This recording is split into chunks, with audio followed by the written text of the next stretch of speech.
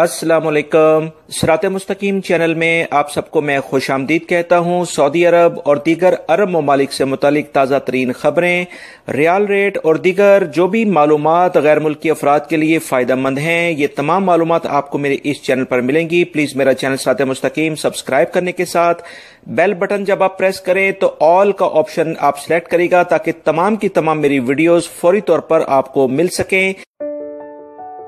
जवाजात ने ट्विटर पर अपने अकाउंट में कहा है कि जुलाई 2020 तक फैमिली टैक्स के बारे में कोई ताज़ा तरीन अपडेट नहीं आ सकती है, क्योंकि प्लान के मुताबिक जुलाई 2020 तक फैमिली टैक्स लाजमी करार दिया गया है।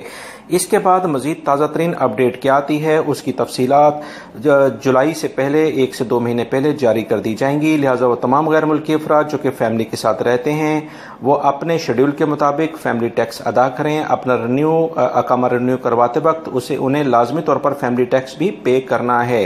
लिहाजा वो तमाम गैर मुल्की अफराद जो इस बारे में ताज़ा तरीन अपडेट जानते थे उसके बारे में यही इतलात आई हैं जो फौरी तौर पर आपसे शेयर कर दी गई हैं।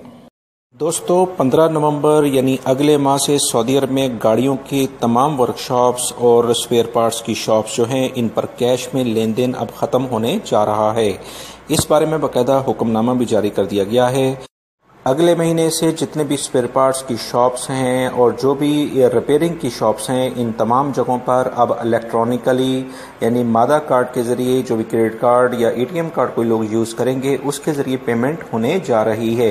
लिहाजा सऊदी हुकूमत जो है जितने भी गैर मुल्की अफराद यहाँ काम करते हैं इनके कारोबार को मुकम्मल छानबीन के साथ कि कितनी आमदन ये कमाते हैं और कितने अपने मुल्कों में बेचते हैं, सऊदी अरबियन मॉनिटरिंग अथॉरिटी और वजारत तजारत ने कवानीन में वाज़ेह तौर पर कहा है कि वो तमाम गैर मुल्की अफराद जो कि जिनके ज़राए आमदन जो उन्होंने जाहिर किए हैं उसके अलावा है इन तमाम की निगरानी की जाएगी। लिहाजा वो तमाम गैर मुल्की अफराद जो कि स्पेयर पार्ट्स के कारोबार में मुलविस हैं या रिपेयरिंग गाड़ियों की वर्कशॉप्स उस पर काम करते हैं, अब अगले महीने से वो याद रखें कि जो भी अब डीलिंग होगी वो इलेक्ट्रॉनिकली होगी, यानी कैश में पेमेंट इन तमाम जगहों पर अब लेना बंद होने जा रही है।